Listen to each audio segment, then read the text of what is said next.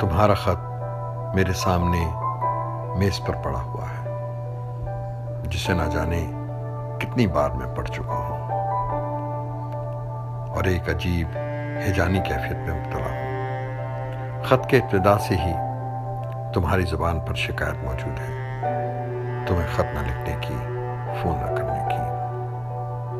تم نے دو دریا پہ ملاقات کا تذکرہ خاصا رومانوی انداز میں کیا ہے، کراچی کے کھانوں کا ذکر بھی شامل ہے۔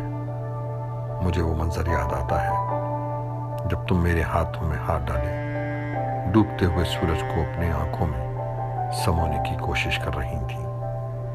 میرے لبوں پہ رفیع صاحب کے گیت کے بول تھے۔ میں تمہاری سانسوں کے زیرو بم سے تمہاری ذہنی کیفیت کا اندازہ کر سکتا تھا۔